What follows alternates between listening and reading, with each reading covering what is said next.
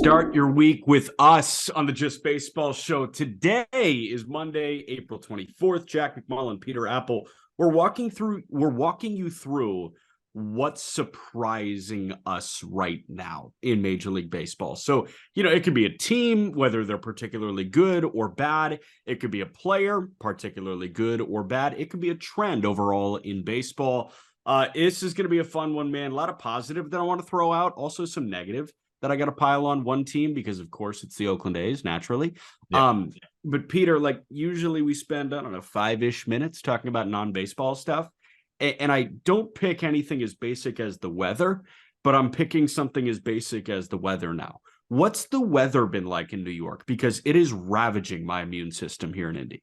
Yeah, the problem is in New York, at least, it's 70 degrees one day, 45 and raining the other. And we've seen that across baseball, right? Like on a Friday, it's 70, it's sunny, balls are flying all over the ballpark. Then the next day, 5 or 6 ballparks have temperatures below 50 degrees. It's just been terrible. And props to us for making it through it. I don't know if people can tell on YouTube. My eye is a little bit puffy, and it takes a lot of strength to hop on the mic and talk some baseball. So props to us. You're a warrior. I'm starting to think that I might just be a fragile little shit because I don't know. I feel like I always feel like this, especially in the springtime. But I mean, I think it was 83 degrees in Indianapolis on Thursday. That was either Wednesday or Thursday. It was 83. I was walking. I was sweating my ass off. And then I'm driving to a wedding yesterday on Saturday, and I'm driving through snow flurries. And I'm like, what are we doing here? And I wake up on Sunday morning and I say, wow, I feel like hot ass. And I'm like, why? Did I not take care of my body appropriately? No. Mother Nature is screwing me. So this is episode 444 of the Just Baseball Show, correct? I don't know. That sounds really lucky. That's also a shout out Jay-Z, the king of all kings. Shout out Jay-Z. I think maybe from episode 0 to 100, you bring that up about the weather and how it affects you. And I would always defend you. Shit happens, but you're a tough guy. Episode 100 to 300, you keep bringing it up. And I keep thinking to myself, well, maybe he is a little soft, but I'm still going to defend him on the mic. I think now at this point, with you bringing it up once a month, you are a fragile piece of shit. 444. I'm just a bitch. Yeah, I mean, at this point, you have to look in the mirror because fool me once, shame on me. Fool me twice, shame on you. Fool me 444 times. The proof is in the pudding. Yeah, so you just unlocked a demon there because I hate looking at myself in the mirror. No, I'm kidding. I mean, yeah. All right, don't go down this rabbit hole. Can we talk baseball? I'm kidding. Yeah, let's talk baseball. All right, man. Let's jump in. We've got 5 surprises each. I figure we just go back and forth here. I've really got 4 positive, 1 negative here. Do you have any negative? I have 1 negative, and it's about your team. Okay, yeah, that's fine. I've got negatives about that as well, so I'll be happy to pile on and keep on punching the body. Do we want to get the negatives out of the way, or do we want to just hide it in the middle? Let's end it with negatives to put people on a sour note into their Monday. That's a crazy idea. Let's salvage with a positive. Let's do negative at 4. You in? Okay, I'm in. All right. First positive for me is the home run leader in Major League Baseball at this point. Max Muncy's bounce back for the LA Dodgers has far surpassed my expectations. I was not expecting Muncy to replicate what he did last year. He had a $196 with a 330 OBP. He was walking a lot, but it was, I want to say a 715 OPS last year for Muncy, slashed 196, 329, 384. So far this year, 254, 419, 701.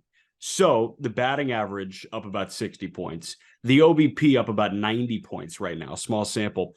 But the slugging nearly doubled. 11 of his 18 hits so far have been home runs already. So that's impressive. But already 8 home runs that he's hit have left the bat at 106 miles an hour or harder. So 8 of his 11 home runs to this point have been crushed, 106 plus. He hit 21 home runs last year. How many do you think left his bat at 106 or harder? Not many. I'm going to guess 5? 3. Yeah. He's got 8 home runs already on April 23rd at time of recording that have left the bat at 106 plus. 3 of his 21 last year left the bat at 106 plus. He's killing the ball. He's the major league leader in home runs. He's second in slugging behind Brandon Marsh. Holy shit. He's second in OPS behind Brandon Marsh. Again, holy shit. He's second in walks in Major League Baseball, only behind the king of the free pass, Juan Soto. This guy's turnaround has been insane. It's so funny, too, because, when at least I think of Max Muncy, and maybe other fans can relate, you think of a guy who walks up to the plate and doesn't swing the bat, is just always looking for the free pass. And when I'm looking at Max Muncy, right, because I want to figure out, all right, what is he changing? Like, what's new about Max Muncy? What is he, has he retooled anything? And his swing just generally looks better, but I would expect him to be swinging at more pitches, right? A guy who rarely takes the bat off his shoulders. Sometimes it looks like the bat is just a prop up there.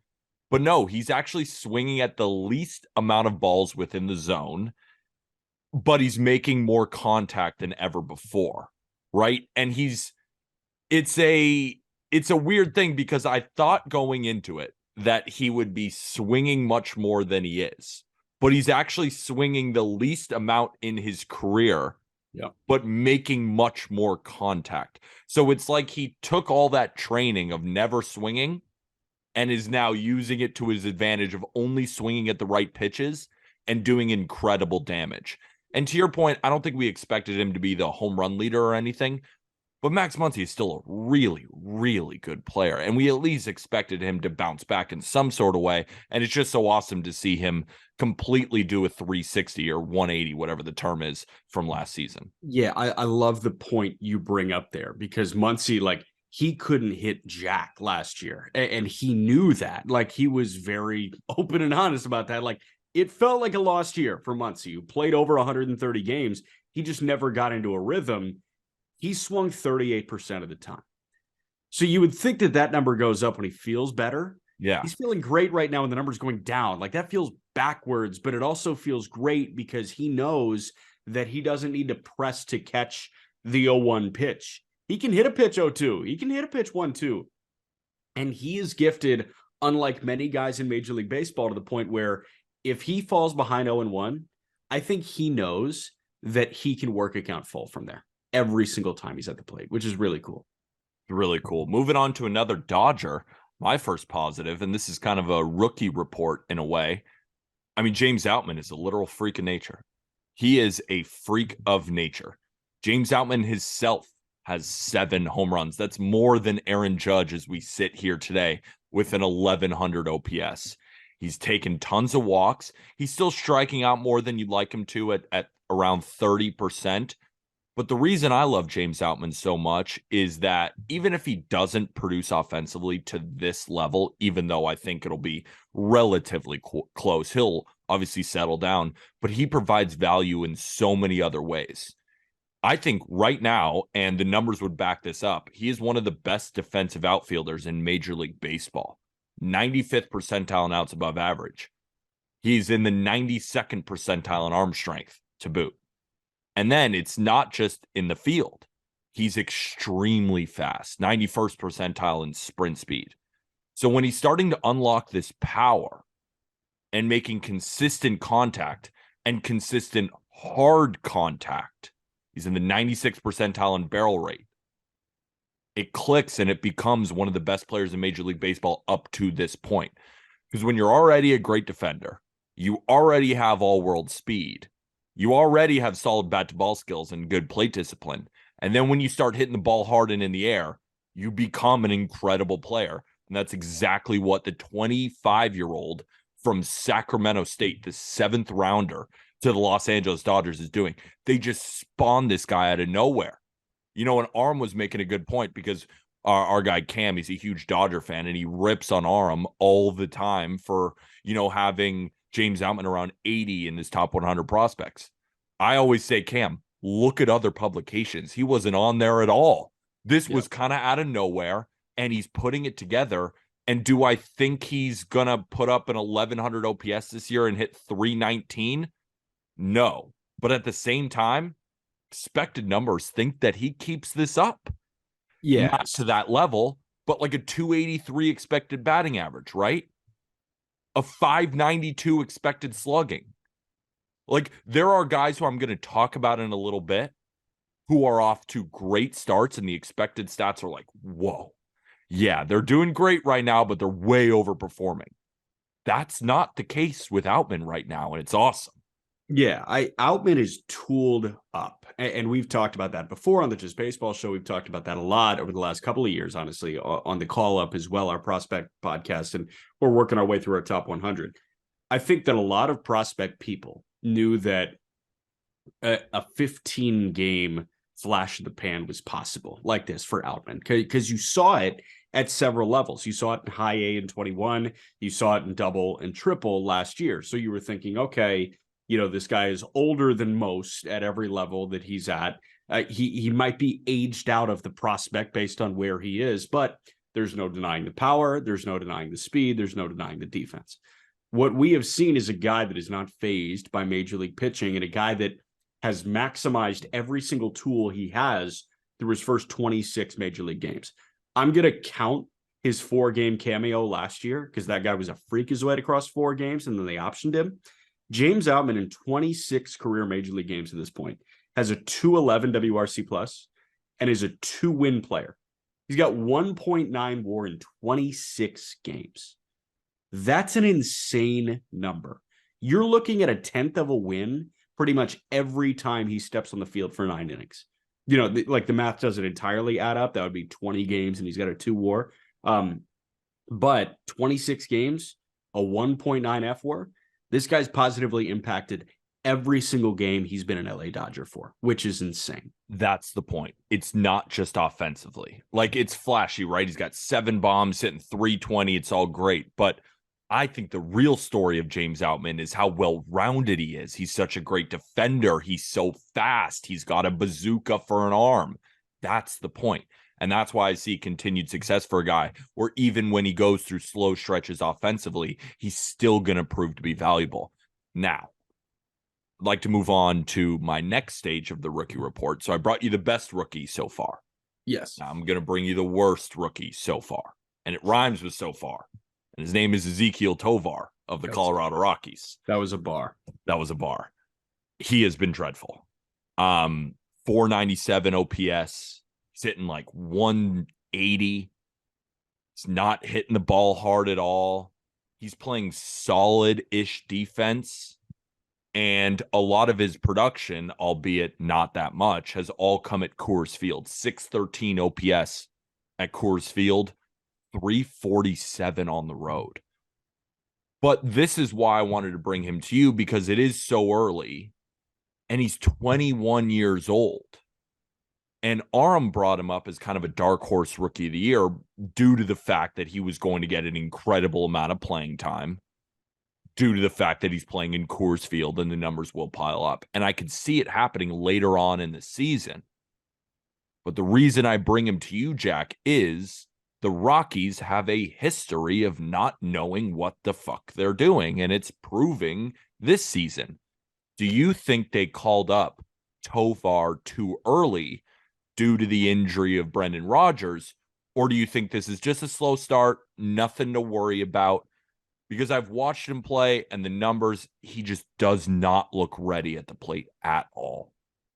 Yeah, so Tovar came up at the end of last year, and I think even if Brendan Rodgers was entirely healthy, the shortstop job was Ezequiel Tovar's. Like, Rodgers was just going to play second base, and Tovar is the shortstop of the future.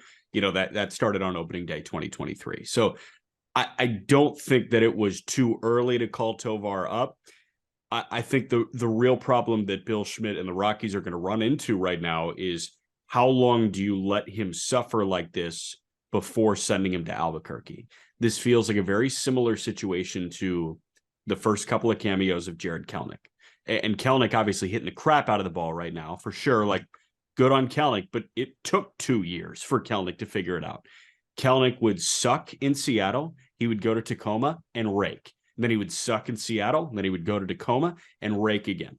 I don't think that's going to be Tovar's problem, but this is your golden ticket guy. This is your top prospect in this organization. It's, honestly, like a better example might be Spencer Torkelson, right? Opening day, starting future of the franchise, stinks. when do you pull the plug on that season? Yeah. For the Tigers, it was in like August, right? It was in early August. Can the Rockies wait that long? Like, he's pumping out a 15 WRC plus right now. Worst in baseball. Like, terrible. And like Torkelson wasn't hitting the ball to the ballpark. That's a problem. But like Trent Grisham was worse. Like early Bellinger last year was worse. He wasn't the worst hitter in baseball. Ezequiel Tovar, through the first 3 weeks of the season, is the worst hitter in baseball. And like kind of by far. Like if you look at next best, it's like 28 WRC plus. Like it is real bad. So that's why I just wanted to bring him up, because he's 21. I mean, what am I going to say? It's so early. But when you're the worst, I want to bring it up, right? Right. Which makes me think that they may be quicker to option him to Albuquerque. And like the Rockies are in a dreadful spot right now. They've been terrible over the last 3 weeks. They started somewhat hot, but I mean, after that, they've been like not A's level, but like they've been brutal. Yeah. So you think, all right, this team's not trying to win anything right now. Obviously, do you just, send Tovar down, let him get into a rhythm and bring him back up?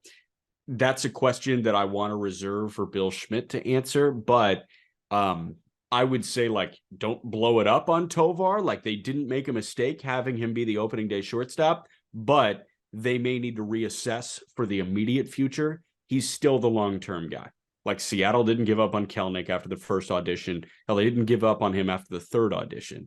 You give Tovar enough time. Again, he's 21 years old. Yeah. I don't think they're giving up, but I do think maybe you need to change his scenery. I think that's entirely possible, and I think it's probable at some point. Like, he's got to really turn it around to be a major league average hitter. It's saying a lot right now. Yes. All right.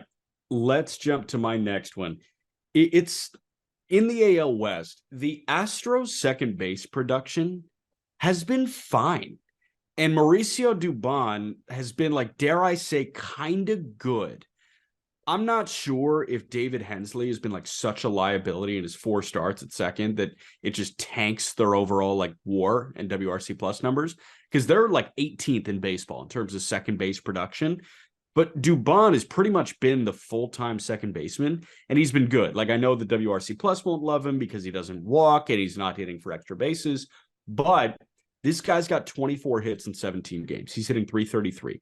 Granted, 20 of his 24 hits have been singles, but he's ripping out a 108 WRC plus. He's got a 5% K rate right now, and the WAR numbers are different. He's got a .4 F WAR. He's already got 1 WAR in terms of B WAR, which, like, I don't know that exact calculation, but that tells stuff with the way like Baseball Reference calculates it versus Fangraphs. It's trivial. I don't know. Right. So like it's rocket science for me. All I know is both publications, both versions of WAR value Mauricio Dubon as a good player to this point in the season.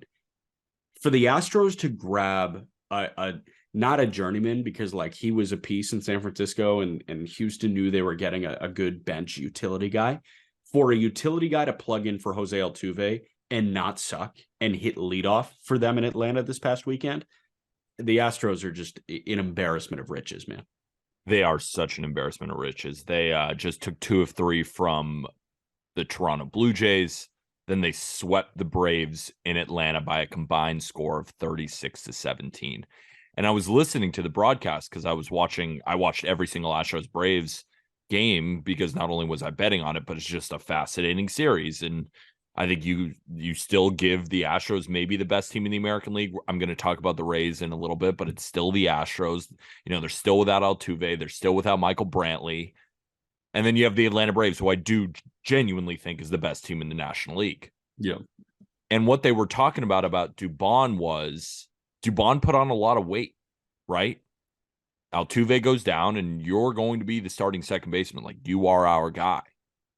And he really took that to heart, and he's gained weight over the offseason. Like I said, they were talking about the shakes that he was drinking consistently, how much he hates them, but how much he needed to put on weight and up those exit velocities. And he's done that in droves. And while it's singles for now, that can still be valuable, right? All Mauricio Dubon needs to do when he's leading off, just get on for Yordan, who's the leader in win probability added, who's the leader in the clutch stat on Fangraphs. doesn't get much better than Jordan. Alex Bregman. Abreu's been kind of abysmal, but who hasn't been is Kyle Tucker. So Right. all Dubon, his job is to get on base and hit that single, right? And then you just steal the base. That's what he's being paid to do. And I think, and what they brought up on the broadcast, I thought was fascinating.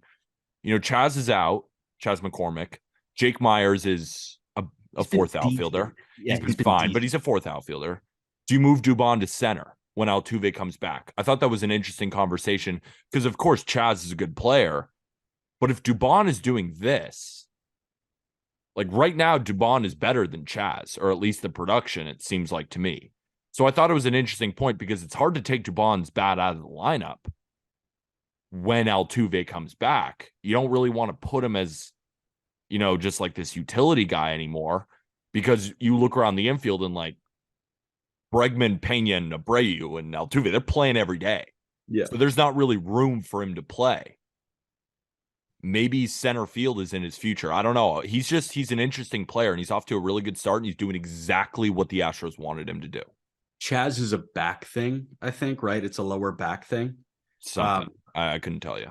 So, like, if his power is sapped when he does come back, that takes a lot of the appeal of Chaz McCormick out. He's a really good defender, but Chaz is get on base and impact the ball enough to pump out like a 115 WRC plus. So, like, even that's saying a lot. Yeah, so like depends what you need, right? If you need a leadoff guy, and Altuve, assuming full health, Altuve is like a table setter, right? He's going to get on base. Like, he's giving you what Dubon's giving you right now. And Dubon, he's hitting for a high average. He's hitting 333, but he's got like a 345 OBP. He's not walking. He's singling enough. So what he's doing right now is incredibly volatile. Like, it could go away with the snap of a finger, and we're like, oh shit, they need Altuve back bad. But if it doesn't, and Chaz doesn't look fully healthy, then I think you start to have that Dubon or Chaz conversation. And the thing is, that will be the conversation. It won't be like, oh, we can play both. I don't know how you play both, right? Because if Brantley then comes back too, it's either Jordan or Brantley in left field. And then it's Kyle Tucker in right field. And then you still have Jake Myers. You still have Chaz. And then you still have Mauricio Dubon. It creates this incredible bench. And I'm not saying for them to trade anyone, but that conversation will have to come up at some point because they're about to get back the number one hitter in their lineup and the number two hitter in their lineup? No. Brantley, you think Brantley's in the 2-hole for them when he comes back? He rakes still. I mean, why'd they get him at all? To be a bench bat? No, Brantley still hits. But like maybe a 6 hitting DH, like a 6 or 7 hitting DH. Regardless of where he hits in the lineup, the point is that he's going to be in the lineup, right? Because then Jordan moves out to left, or if Jordan's DHing, then he plays left. I'm just saying those positions are going to be blocked soon. So then you really have to make the decision.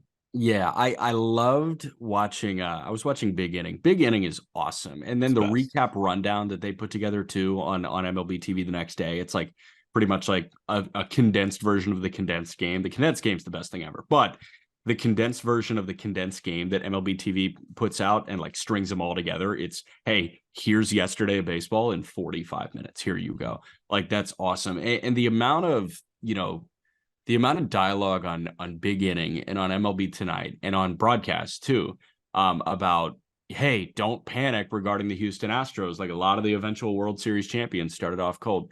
Nobody's panicked about the Houston Astros. Like, that's a weird narrative that I don't know where it came from. Just because they started a couple games under 500 at this point doesn't mean that they're not going to be the class of the American League. I think I understand when you get blown out on Sunday Night Baseball early on in the season. I think it could be like, oh, maybe this isn't the same Astros. I'm not saying if you're a diehard baseball fan, you weren't worried for a second, but I'm more talking about just the general public of watching baseball. Like, you don't watch a game all week, but you turn on Sunday Night Baseball and you expect to see the Astros destroy the Rangers and they lose 9-1.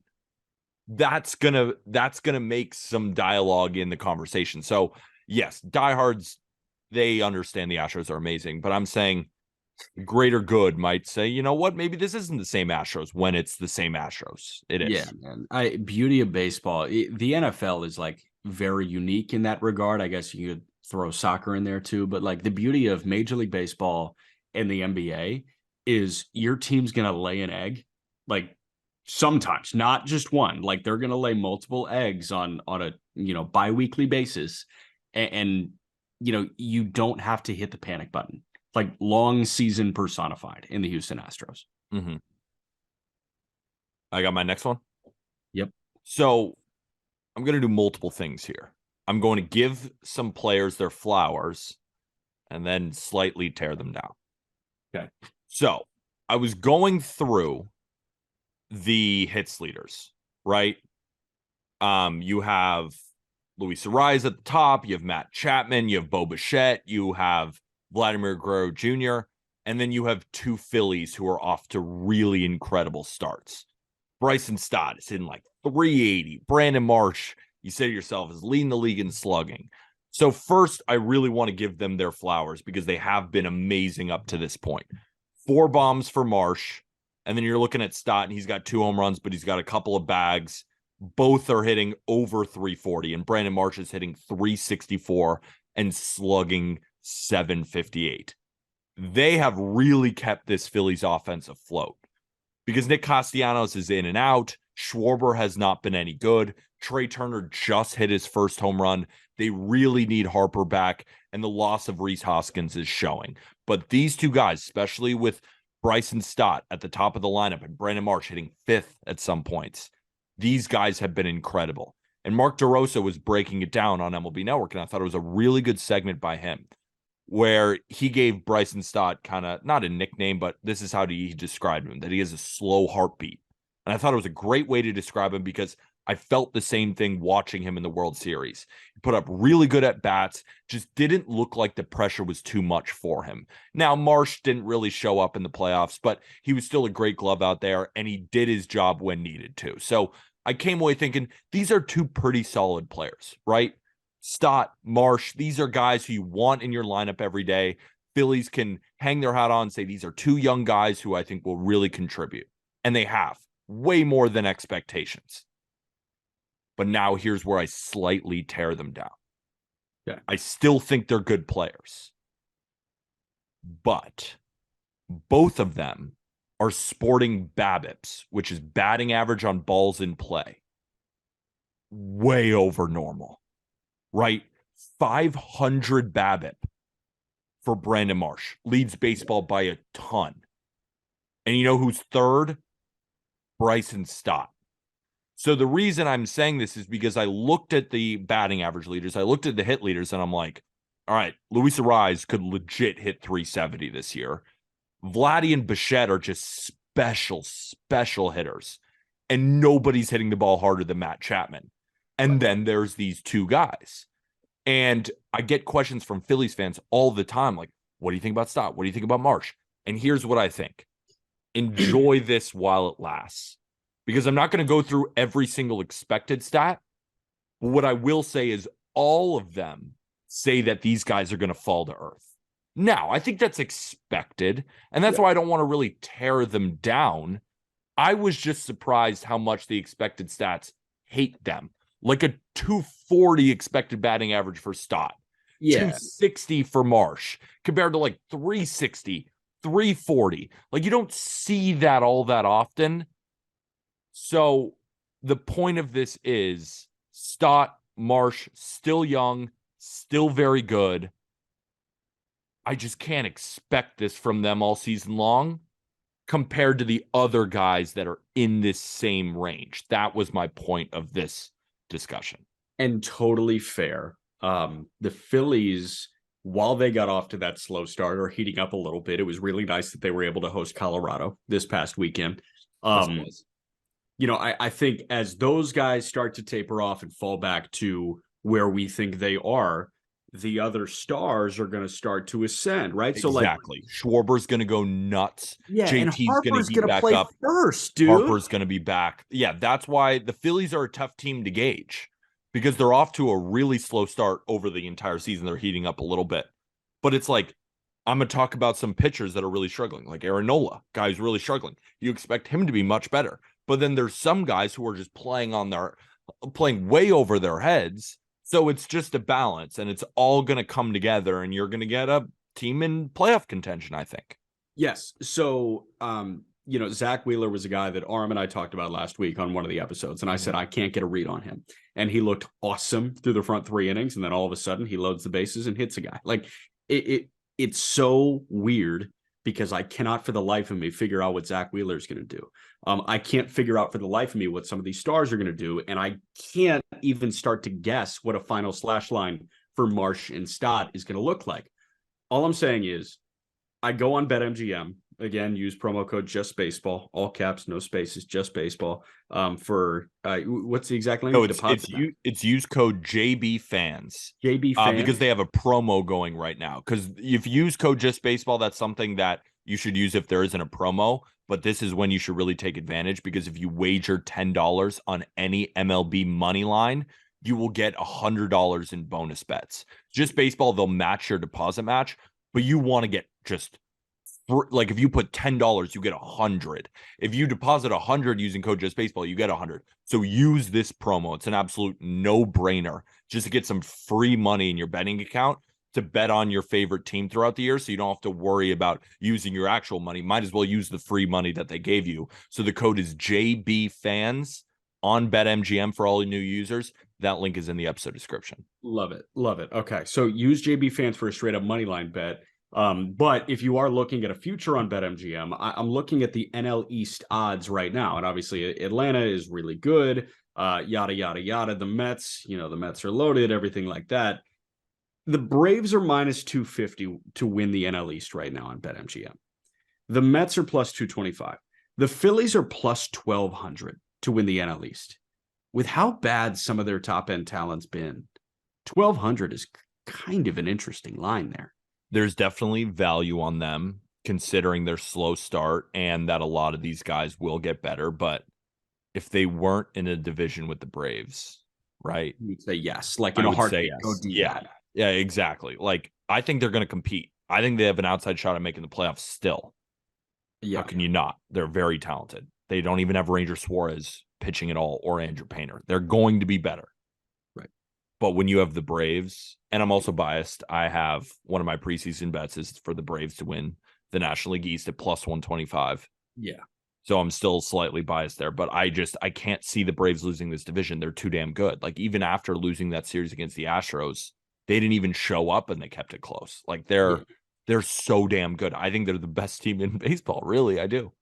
And I'm with you. All I'm saying is like shit can hit the fan quick. You know what I mean? Like Sam Hilliard's playing. He's in the 6 hole for them. Like I know, but they're still winning, and they don't have Michael Harris. They don't have Rossiel Iglesias. They don't have Colin McHugh. They don't have Orlando Arcia. I mean, they didn't have Fried for a minute. Yeah, they didn't have Fried for a minute. They didn't have Kyle Wright for a minute. Like Minter sucks right now. Like Minter's been bad, and they're still like.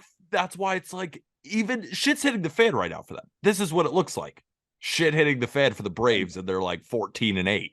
Right. Like, yeah. So cool. I don't. Shout out the Braves. So it has nothing to do with the Phillies. It has everything to do with the Braves. Like I wouldn't bet on the Mets either. Yeah. It's the Braves division. They're the best. All right. You mentioned the Blue Jay bats. That takes me to my next surprise.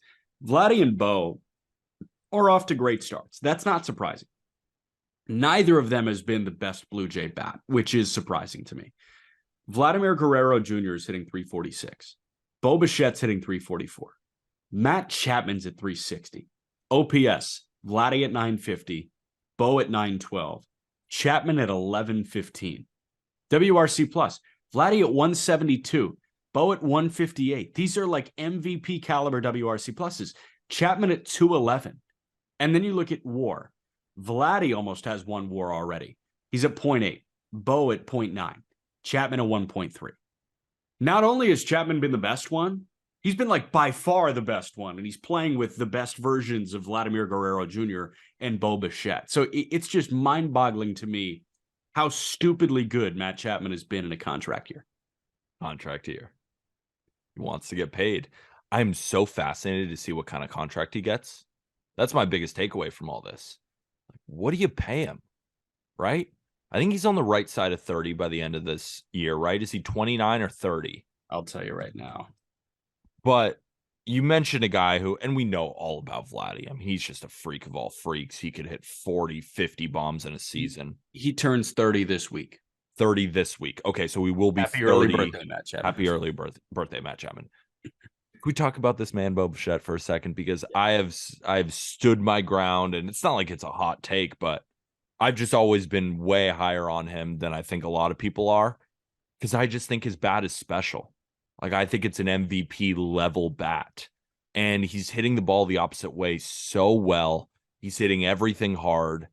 There's no real holes in his swing, even though his swing is very unique. And sometimes he has to be on time, but he's not striking out. He's cut his K rate almost in half from last year. I mean, this guy just sprays the ball all over the field, and he doesn't even try and hit home runs, but he just runs into them, right? He's already got 4, and he's probably going to hit 25 to 30 this year. If he could become even a slightly above average shortstop, I think he's in the running, or slightly above average defensively at short. I think he's in the discussion for the best shortstop in baseball, and he's 25 years old. Like, it seems like he's 28, but he's still just 25. Like, him and Jeremy Pena are the same age. I just think this guy is special. Special. Yes, he is. I think he's a name that a lot of people like because his game is so good for fantasy baseball. You know what I mean? Like, obviously he was experiencing some defensive liability months, like in his first couple of years. He's been solid defensively, and think about how much that skyrockets his value, right? If this guy's a good defender, it's game over, because everything you want from a fantasy baseball perspective, batting average, homers, RBIs, stolen bases, he gives you all of that. So this guy is, traditionally speaking, somebody that's going to accumulate offensive numbers that make you say, this is one of the best players in baseball. The problem that, the analytics crowd and the baseball crowd had with Bichette was he really stunk at points defensively. Like, terrible. Yes. I mean, terrible. Like, the throwing errors, the bouncing off the glove. It's just, that's what separates him from the tippity tops of the shortstops, the Turners, the Correas, the Seagers. Like, and now that it looks like he's making marginal improvements there, it might be game over. And I think the point I wanted to bring is he might end up being so good defensively that he's just in that conversation whether the glove is good or not. And I think that's how special the bat is that it's such an all-world bat that sometimes it's like, all right, whatever you give us, you give us. But then if he becomes an average defender, an above average defender, we're talking about him as the best shortstop in baseball, because I don't know what other shortstop can hit like him when he's hitting like this, right? Like, you look at Trey Turner, he can do it, but he hasn't done it so far this year. Correa can do it, but I don't even know if he has the offensive upside of Bo Bichette. Corey Seager can do it, but he just gets injured all the time. Right. So Tatis doesn't play shortstop anymore. Wander's on that path, but, not fully there yet. That's the other name that I was going to throw out here, because Wander is a better defender than Bo Bichette is. And Wander's a great defender. That's why he's a great defender. So, there are 3 shortstops right now with a WRC plus over 150, 3 weeks into the season. Xander Bogaerts leads with a 170. Bichette's got a 158. Wander has a 154. After that, you go to Willy Adames at 133, then Dansby, Edman, Francisco Lindor. Lindor is always going to be the WAR accumulator, right? Because he's like an elite defensive player that is always going to be around a 120 to 130 WRC plus. Bichette is always going to be near the top of the leaderboard. How much is the defense going to hamper him? I think that the only guy that can hold a candle to him offensively that is a serviceable defender is Wander Franco. Because Bogaerts has been good so far. He got better as a defensive shortstop last year. That's why he got this massive contract. And I think that we do have to put a lot of respect on Xander Bogaerts' name.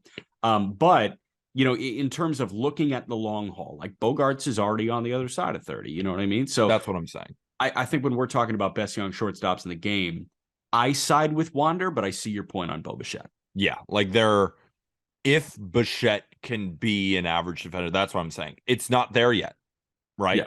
It's still not there. Has he made slight improvements? Yes, but it's still not there yet.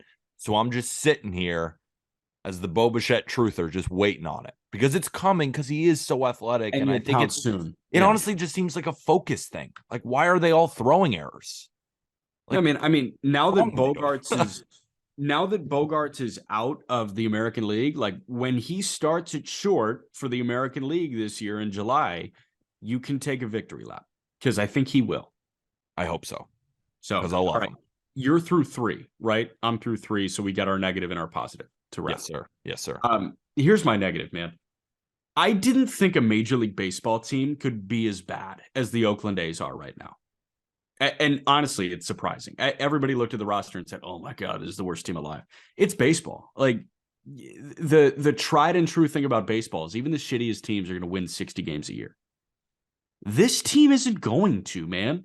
Like if we see a team with the win total in the 40s, it's probably the 2023 Oakland A's. They started 2-3. Since then, they have gone 2-15 with losses 11-0 on back-to-back days, a 17-6 loss at home, a 9-run loss at home, a 10-run loss at home, and a 15-run loss on Saturday in Texas. There are two pitching staffs in Major League Baseball with a negative F4 at this point. The Detroit Tigers pitching staff, their collective F4 is at negative 0.2. Oakland's at negative 2.7. This staff has thrown 193 innings as of end of play on Sunday. 21 2/3 of the 193 innings have come from guys with ERA pluses over 100. Mason Miller in his Major League debut, Zach Jackson, and Chad Smith in the bullpen. And here's the shittiest one. Shintaro Fujinami is the ultimate fade machine for you right now, right? His ERA is at 14. Yeah, that's not ideal. Fuji has a 7.36 FIP, fielding independent pitching. You'd think that's terrible, and it is. It's terrible. It's the third worst FIP in the Oakland A's rotation. They only have 5 guys. They have 5 guys. Fujinami is in the middle when it comes to FIP. Ken Waldichuk is at 7.96. James Kaprelian has an 8.45 FIP. It's not ideal. This team is garbage. Like no effort. And like you think, okay, they're Major League Baseball players. You know, Brent Rooker's running into some balls. Esterio Ruiz looks decent. But like they can't pitch at all. They're running out AA caliber pitchers. It's not a Major League roster. I mean, that's just the bottom line. And it's not even just about the pitching. It's not even just about the hitting. How about the other facet of awful? Yes. How about the other facet of the game? Defense. They are by far the worst team defensively in Major League Baseball. I don't know if you've seen Ramon Laureano play right field. He went from one of the premier defensive center fielders to a dog shit right fielder. They have negative 23 defensive runs saved. Next worst is negative 12. They are twice as worse defensively as any team in baseball. Actually, they're twice as worse as the second worst team defensively. They have a team ERA close to 9. The Red Sox are second to worst in terms of starters at 6.64. It is not a Major League roster, and I feel so bad for A's fans because I know there's tons out there, and yeah, they don't show up to games right now. Would you? Would you go see this? Would you spend the money? Would you sit in traffic to bring your kids to an A's game right now to watch them lose 13-2? No. Mason Miller made his Major League debut, threw into the 5th. Weren't they leading at the time? I think he got the no decision. They 2-2. lost by 10. Yeah. Their bullpen is otherworldly terrible. And it was pitching. They were okay at the beginning, like through the first 6 games. And I even wrote in a write-up. And I was like, they have a couple arms there who aren't that bad. That point is null and void now. Dude. Like they have some guys who can get you through 1 inning occasionally. Yeah. But that's saying a lot. All right, let's move to the best team in baseball right now. The Tampa Bay Rays. No, you got to do your negative. No, well, we accidentally skipped me because you did Chapman and then we did kind of Bo Bichette. I actually have a couple more. Oh, okay, got you. But yeah. The Rays are 19-3. They haven't lost at home, 13-0 at home. And at home, they're outscoring their opponents 90-30. 90-30. They're number one in batting average. They're number one in on-base percentage. They're number one in slugging. They're number one in home runs. They're number one in WAR offensively.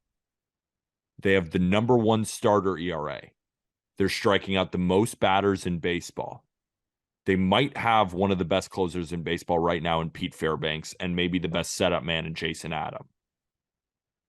They throw out openers. They throw out guys I've never heard of, like Colin Faucher. I don't even know. Calvin Foucher. Colin Criswell.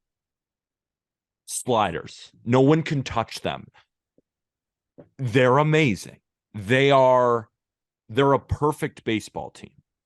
Yandy Diaz hit 300 last year, 142 WRC plus, and it looked like the most fake WRC plus thing ever because he hit 9 home runs. And it's like, yeah, the dude walks so much. Is he really that good? Yep. Slugging 600. One of the best hitters in baseball right now. Randy Rosarina. What he was doing in the World Baseball Classic, he's still doing. Wander Franco is one of the best shortstops in Major League Baseball. Brandon Lau, one of the best second basemen in Major League Baseball. Josh Lowe is finally coming into his own. Harold Ramirez, Christian Bethancourt. It doesn't stop. Isaac Paredes. I could just keep going of guys who you've barely ever heard of that hit 300. Yeah. They don't stop. Jeffrey Springs went down with Tommy John. They're bringing up Taj Bradley, who in terms of stuff plus, created by Eno Saris, one of the great newer stats. It's not actually new. It's been out there for about 5 years, but it's the first year we have it on Fangraphs. He's top 10 in it. Garrett Cole's 9. Taj Bradley is 10. They can do whatever they want. And if Shane McClanahan, he's an ace. Drew Rasmussen looks like an ace. Tyler Glasnow's not even back yet. This team is just incredible. They're just incredible. Yeah. I mean, they're perfect. What, they've homered in all 22 games? They're perfect. I mean, this is a perfect team right now. It like doesn't get better. Pitching, bullpen, defense, offense, it doesn't get better. No, there was a great breakdown that Xavier Scruggs did on Brandon Lau. I retweeted it. I'll push that again. But Scruggs walked through how good Lau is and like why he's so good. And obviously you look at 39 homers in 2021 and you look at what he's doing so far, OPSing over 1,000. Lau's been the best second baseman in baseball so far this year. Lau is one of the smarter hitters that we've got in the game. And I think his walk-off home run on Saturday is perfectly indicative of that. Like that guy just outsmarted Reynaldo Lopez in that at-bat, and he won. Like flat out beat him and guided the Rays to a win. So Eflin comes off the shelf, right? Like his back looks fine. He shoves against the White Sox. This team is, at this point, flawless. And I looked up the pronunciation, Faucher. Like Faucher opens a game and he's great. Calvin Faucher. Yeah. Cooper Criswell out of nowhere. Like, yeah, I said Colin. It's Cooper. Like, I don't even know. That's and I the watch thing. these guys and I forget because they all look the same. They're all these turbo slider fastball guys with crazy arm angles. And I'm like, you're all just clones out of a lab. I don't even know who you are and you're dominating. right. So Kevin Kelly was a Rule 5 guy, and Tampa traded for him from Colorado. Kelly was picked up by Colorado in the Rule 5 from Cleveland. I saw Kevin Kelly at a couple stops. Cape in 2018, short season in 19, high A in 21, triple in 22. Like Kevin Kelly's just always been a bullpen guy for whichever Guardian affiliate that I saw. And Kelly comes from like a really weird spot. Like he's right behind his arm and he slingshots. Perfect for a sweeper, although nobody knew what a sweeper was before this year. The Rays had an idea. So then all of a sudden I'm on Twitter on Friday or Saturday and I see Pitching Ninja clip a Kevin Kelly sweeper, and that thing just frisbees across the zone. I mean, these guys, like Tampa is so good at IDing these dudes. Like Kelly was a sixth inning guy for the Columbus Clippers last year, and now he's on Pitching Ninja. Shout out the Tampa Bay Rays, man. Like their ability to identify and acquire talent that nobody else identifies and acquires is second to none. Second to none. Because it's one thing to be the Dodgers, where you have all the money in the world. And, the Astros are right there with the Rays in terms of development. And they have spawned guys. But I almost like the Rays are so good at developing. I think the Astros are so good at identifying failed major leaguers and then bringing them in and showing them something new. Like you look at, Ryan Stanek, Rafael Montero, Hector Neris in their pen, and they have many others. But the Rays, it's like they grab guys from the minor leagues, and then they bring them up through their system, and it's gross. Like they don't have any money and they just do it. Like that's what's so impressive about them is they are working on an incredibly low payroll, and they just spawn these teams that they're so tough to beat. And I think this is the best version. I think it's all coming together this year, and we're finally seeing it. Not finally, because they've been doing it, but we've never seen them this good. Yeah, it's really cool. All right, give me your negative, and then we'll salvage with a couple of positives. The White Sox have the 8th worst starter ERA and the 3rd worst bullpen ERA in all of baseball, resulting in the 2nd worst overall ERA to the Oakland Athletics. And the Chicago White Sox are 2nd at 5.47. I want to ask you, because when you look at xWOBA, right, it's your quality of contact against for pitchers. It's a bunch of relievers, and this is the worst xWOBA. So people giving up the hardest contact humanly possible. It's a bunch of relievers in the top 10, and there's one starting pitcher, and his name is Michael Kopech. You look at starter ERA, who are the worst starters in Major League Baseball, and there's a lot of the names that you're used to. I'm not used to Lance Lynn being there. No. Lucas Giolito, again, a rough start. Dylan Cease has looked good. Not Cy Young Dylan Cease. What's going on, dude? I don't know. Don't know, don't care at this point. Come on. No, I mean, like, listen, Kopech, I thought was back in spring training. He missed the first couple weeks of spring training. He comes back and he's sitting 97, 98, and he looks awesome in his first spring training start at Camelback. And I was like, okay, great. Kopech looks awesome. We need Kopech to be a 3. Because I thought it was going to be Cease, Lynn, Kopech. I think the verdict was in on Giolito, and that's not a guy that the White Sox need to have on the roster after this year. Now Giolito in his 4.5 looks decent. Like that. Yeah, that's their second best starter. That's an appealing start. I mean, Clevenger is, but like I don't watch that guy. Like I don't. And he also like he'll throw 5 shutouts and then give up 7 earned. Like he's not someone you rely on either. So yeah, Clevenger 19 in the 30s, he's walked 11. He's punched out 15, but he's walked 11. So like he's so volatile, and he's going to blow up very soon. And from just the baseball, like from the non-baseball perspective, I hope that guy sucks for the White Sox. Like as a White Sox fan, whatever. But moving off that, Kopech in 20 2/3 innings has allowed 8 home runs. What the hell? And I know that a lot of them came in spurts against San Francisco, but like this guy looks terrible. I'll admit when I have a blatantly wrong read on a guy, and Michael Kopech spring training, I was blatantly wrong trying to read that guy. I'll wear that L. I will hop up on the town square and just say like, yeah, I was a moron in regards to Michael Kopech, because this guy is a miserable watch right now. And Lynn's a miserable watch too. 29 hits in 21 1/3 innings. They're all fastballs. Like Bartolo was fun because he was short and stocky, but like it was all fastballs, and somehow he was getting swings and misses. Guess what?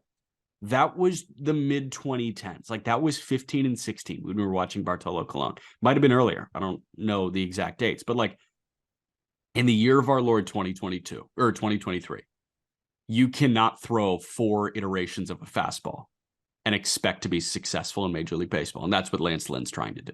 There are 30 MLB teams. I have banned myself from gambling on 2 of them. Number one is the Yankees because I'm biased and I can't look at them objectively like I can every other team. Sure. I know that, so I just don't bet on games that include them. Better for my mental health. It's better for my record because I went 1-6 last year betting on Yankee games. So I decided, nope, not worth my time. And number two is the White Sox. It has nothing to do with bias. It has everything to do with not only one, the variance of this team. Because would you be surprised if Lance Lynn threw 7 shutouts his next outing? Would you be surprised at this point I would? I wouldn't. Like these guys, it's incredible how they sometimes show up and then sometimes look like the worst players on planet Earth. I think this is the most unwatchable team in Major League Baseball. Doesn't mean they're the worst. The A's are certainly worse.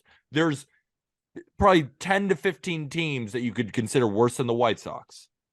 But they're unwatchable, dude. They don't play defense. Their at-bats are terrible. Like, they'll run into home runs and, like, they'll win some games. But nobody is fun to watch on that team. Like, Luis Robert is, sliders low and away, and he's done. Yeah. Like, that ain't. Remember we were talking about him versus Buxton? That ain't Buxton. Like, Buxton's a freak of nature. Robert, it's like, I know how to get you out. It's just, will I make a mistake and then you crush it? Yeah. But that's why, I took his under, which is funny. I took Luis Roberts under 8 fantasy score on a Prize Picks entry. He went 0 for 6 against the Rays. And the reason he goes 0 for 6 against the Rays, the reason he has a 400 OPS in his career at the Trop is because there's a game plan. There is a game plan for Luis Robert, and it's up to you if you can complete it. Yeah. It's up and in with the fastball, sliders low and away, and he just sits his ass down. Yeah. Eloy, just in and out of the IL. And he'll run into to come up home runs. He's good, but Benintendi, what am I watching here? It's unwatchable baseball, in my opinion. Doesn't mean they're the worst, and it's also just my opinion. The way I like to watch baseball and the way the White Sox play are the complete opposite. Yeah, I hear you on that. It doesn't help that Tim Anderson and Moncada are on the IL right now. But Moncada, how good is he? Tim Anderson, obviously. Moncada can be good. That is the thing. You're right. Talented, but just I'll die on. He's talented, and he was off to a great start in 9 games, but he's on the IL, so we'll see what he looks like when he gets back. Tim Anderson, we'll see what he looks like when he gets back. He was fine. He was 730 OPS through 11 games here. What sucks is the most enjoyable part of this White Sox season has been Jake Berger. That was not on my bingo card. I don't think that was on anybody's bingo card. So no. You're safe there. So I see your list. You have kind of a negative one, right? Yeah. Okay. And then that's your last one. It's negative, but I don't believe in it. Yeah. So you do that one, and then I'll end on the highest of high notes. Okay. So there's 3 starters who I've noticed who have been terrible, and they're elite starters. And I don't know what's wrong. It's kind of like your read with Zach Wheeler, because it's not a drop-off in stuff. Maybe they're missing spots. And I just wanted to highlight these 3 guys because they're 3 of the best pitchers in Major League Baseball. And if you told me they'd all have ERAs over 4 or 5 and 2 of them would have ERAs in the mid-5s, I would think you're nuts. But that's what's happened up to this point as we sit here on April 24th. Sandy Alcantara with the Marlins has been dreadful. Overall, he had a great shutout, but other than that, it's multiple earned runs. He's got the lowest ground ball rate of his career, lowest strikeout rate of his career, and has led to a 5.5-ish ERA. Aaron Nola, another guy, huge strikeout guy, 200 plus Ks every year, striking out 7 per 9, highest walk rate of his career, which has led to a mid-5s ERA. Corbin Burns, expecting him to bounce back against a Boston Red Sox team. Pitched okay, 5 innings, couple earned runs, 5 Ks, cutters down a little bit of velocity, does not look the same. And I just think to myself, well, no way this continues. But at the same time, I think to myself, well, why is it happening at all? Yeah. These are some of the best pitchers in Major League Baseball. What is going on with you 3? So it's a negative, but I don't see it continuing at all. But I wanted to bring it up as three guys who just have sucked straight up. So stack them for me, like in terms of most confident that they will normalize to least confident that they will normalize. Because it's pretty clear for me. I go Sandy, Burns, Nola. I go Burns, Sandy, Nola. Because Okay. Burns is just too damn nasty, and Burns has been the best of the three. Yeah. The reason I still thought Sandy was the best pitcher in baseball going into this year, but I was always there in the back of my mind. I was a little bit worried about a high ground ball guy with this Marlins defense. Like, is the ERA going to be the same as it was in previous seasons with no shift, right? Because Nola doesn't walk anybody and he strikes at everybody. So does Burns. But Sandy's a different type of pitcher. So I was slightly worried. So you know what? I am going to say I'm the most worried about Sandy. Jeez. Because the ground ball rate is the lowest of all of them. And he's allowing a lot of hard contact, which is irregular from him. With Nola, I think he's just settling in. And the fact that Nola's going to be a free agent soon. So it's like he's got to figure it out. And then Burns has kind of run into a little bit of bad luck. But the peripherals will say that Sandy is the most concerning. And considering we're splitting hairs because all three are amazing, because I thought Sandy was going to be the best pitcher in baseball this year, I'm going to say now I'm the most concerned about him. Okay. I will respectfully disagree. That's fair. Because this guy in 24 innings, he threw 228 last year. But in 24 innings, he's allowed more contact in the air than he has on the ground. And that's not Sandy, which is interesting. Like, yes, you say the ball's getting hit harder, and it is. His average exit velo against is up 2 miles an hour from 87 to 89. So the ball is just getting hit harder. But opponent OPS last year was 590. This year it's 630 in the early going. So it's not like hitters are like good against him, right? They're just catching the right balls and setting them into the gaps. His ground ball rate last year was 53%. His fly ball rate was 20%. This year so far, the ground ball rate's at 40%. The fly ball rate's at 28%. So if he becomes Sandy again, like his career average ground ball rate's 49%. He's pretty much 10% lower than that right now. If he gets back to his career average, I think this guy like normalizes. My point is there is more things that are concerning about Sandy than Nola or Burns. Yes. Like it's fair. The lack of strikeouts. It's more walks. It's harder contact. It's like there's a lot more things piling on Sandy than it is with Nola, where it's like he's just not striking out the same guys. Like maybe his stuff just isn't quite there yet. Burns, it's very similar. But Sandy is the guy who relies on the defense more, and his stuff has ticked down a little bit, and he's still not striking anybody out. He's walking. There's just more things to worry about. So that's what makes me more worried about Sandy.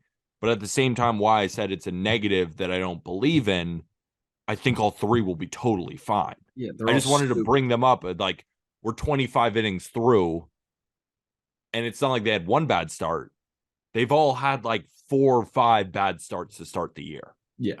Yeah. No, I mean, and Sandy's pumping out, 5.5 right now, like 5.3, 5.4 ERA. So, yeah, man, I mean, like concerning for all of them, but you just named 3 of the more talented pitchers in baseball. So exactly, they're probably bouncing back. All right. Ending on the highest of highs, the Pittsburgh Pirates. More specifically, the Pittsburgh Pirates starting rotation. The Pirates and the Pirates pitching have been the 2 biggest surprises in baseball. The Pirates have the most wins in the National League. They have 16 wins under their belt. They've won 7 in a row. They have the second most wins in all of baseball, only behind the Tampa Bay Rays. The Pittsburgh Pirates? Here's the thing, man. Like, quality starts have been the name of the game. And they were on like this crazy record. They've gotten a quality start in 12 of their last 13 games, including Vince Velasquez going 7 shutout with 2 hits and 10 punch outs against the Reds on Sunday. Where the fuck did that come from? They're only on the under because I believe in Vince Velasquez. No, you don't. I do. Vince Velasquez? I'll tell you something about Vince Velasquez for a second. Vince Velasquez has the second best stuff plus on his team. His fastball and slider both grade out as above average pitches. And when he's in the zone, he can be tough to hit. I'm not saying I believe in Vince Velasquez as if he's like this strong 3 as he's shown thus far.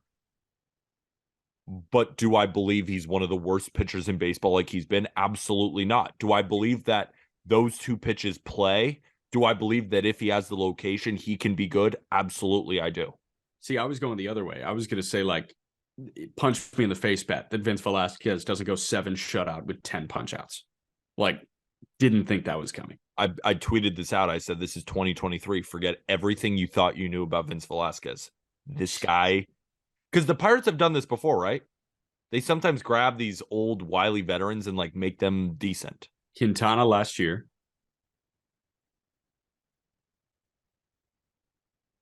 They've done it before. I'm pretty sure. Okay. But like Velasquez, 7 shutouts, 2 hits, 10 punch outs on Sunday. The only non-quality start in their last 13 games. Rich Hill on Saturday, 5 innings, 1 run. So he just didn't go the inning to like need one. They've been that good. They're 3rd in the National League in ERA. They've got a 3.8 starter ERA. Bullpen's been great. Starting rotation has been the jam. Pirates starters already this year in 16 wins has 11 wins. The rotation has 11 wins. Last year, it was a major league record. They went like, I want to say close to like 30 or 40 games without registering a win in the starting rotation. Last year, the Pirates rotation had the fewest wins in baseball. The Pirates rotation had 21 wins last year. They're at 11 on April 23rd. Pirates starters in 2022 average 4 2/3 innings per game.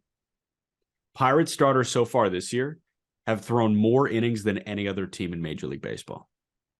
And this is without the Brubes. Brubeck. Yeah, but like Oviedo's been awesome. Oviedo's been awesome. Oviedo has been awesome. The command, he looks actually good.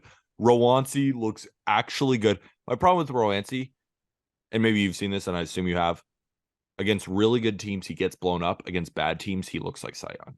So Rowancy, like the worry for me last year, because he was, kind of bouncing back and forth, right? And like he shoved in AAA. I was like, this guy's an all-star. And you see it against bad teams. Yeah. I think when he got up, he was facing good teams. Like I think he started in Tampa last year. I vividly remember starting a game in Tampa that he was just nibbling like nobody. Like it felt like a young Dylan Cease. Like rookie Dylan Cease was nibbler, and that was what Rowancy was doing last year. So I only worry about the nibbling against good lineups, because if this guy has confidence, his shit plays. I agree. And I think it shows up against these bad teams. It's like, you can't hit me. I'm going to throw it down your throat. And he does. And then against the Astros and the Cardinals, his 2 worst starts, that's when he gets beat up because he's around the zone. Like, throw that slider, dude. It's nasty. But how about tread athlete of the year, Mitch Keller? Keller looks awesome. He actually looks fantastic. I added him on my fantasy team. He's ranked 10th among pitchers. Dude shoves. He looks great, man. I'm telling you, like, so Keller, I think everybody knew that the stuff was in there because you see those offseason videos. This feels super deep cutty, but when Rowancy Contreras is in a rhythm, there aren't very many more enjoyable guys to watch in baseball than Rowancy, because like it's hard shit and it's a hammer. I know I said super edgy, super deep cut, but like super edgy. I've seen this guy thrive. Yeah. And I just don't think the national audience has seen him thrive. And when he thrives, that shit's gross. And I think what you mean too, it's different watching, like, DeGrom is more entertaining. But when you look at a 23-year-old doing this, there's a different perspective surrounding it, right? Like these young guys, when you see them just go crazy, it's much more exciting because you think about what could be. And with Rowancy, you look to yourself and you say, if he has confidence, he can get anybody out at 23. He's 23 years old. He is 6 foot and like doesn't fill out the frame at all. And then the shit just jumps out of his hand. Just don't nibble. Like, have confidence in your shit, Rowancy. I know you don't listen to this podcast, but maybe someone does. Have confidence in your shit, bro. It works. And throw it in the zone and dare them to hit it. And he has, which is why, he's strung together a couple of good Yeah. starts. And I mean, Oviedo, 24 innings. He's got a 2.2 ERA. He's like, Bednar's freaking he's the awesome. best pitcher of the division. He's so good. Oviedo's so good, man. And then you got Connor Joe kicking ass, which is my favorite thing ever. How about Carlos Santana? Said he's in the best shape of his career, or at least in the last decade. I was listening to the Pirates broadcast. Also the Pirates broadcast team, they're in cloud nine right now. I love turning them on just to listen, just to hear them positively talk about the Pirates. Like, it is every day, it's Christmas for them. And I'm so happy for those guys because you can tell they're just the most genuine, nice people, or at least that's how it comes off to me on the broadcast. And they are they're doing circles. They're so excited. And you can tell the fans are so excited. Even Ryan Miller is so excited in our chat. Like, this is a bonus year. Like, who knew McCutchen was back? Who knew Carlos Santana looked like the old Carlos Santana? Who knew Jack Sawinski was going to hit a heater after starting terrible? We all knew that, though, that Sawinski is that guy. Did you? Yeah. No, I didn't. Of course not. Like, it's amazing. It's amazing what they're doing, and they're doing it without O'Neal Cruz. Yeah. Like, they just won 2-0. No Brian Reynolds, no O'Neal Cruz. Wild. It's awesome. Shout out G1 Bay again. All right. Those were the surprises. Aram and I back to talk to you guys tomorrow, but plug the merch. Just Baseball hat, I'm rocking. Just Baseball long sleeve, I'm also rocking. And you can rock them too. Get them in the episode description. It's the best way to support this podcast. Another great way to support without spending a dime is just if you could rate and review 5 stars on Spotify, Apple Podcasts. Thank you guys all so much for listening. It is such a fun time, even when my eye is a little bit hurt, even when Jack is bitching about the weather a little bit, to come on here and talk baseball. And the fact that I know you and I have spoken about it too, and we've even voiced it over Twitter, people tagging us and stuff, the inside jokes that we have, and the support on social media has just been incredible. We thank you guys so much. And again, if you want to support the merch or rating 5 stars, but just tagging us in Twitter stuff, all the little inside jokes, the players we talk about, that support enough makes our day. Really appreciate you guys all listening. And if you have that gambling itch, we are sponsored by BetMGM. Use code JBFans. It's in the episode description. When you download BetMGM, you wager $10 on any moneyline bet, and you will get $100 in bonus bets. We'll see you tomorrow. And thank you, everybody.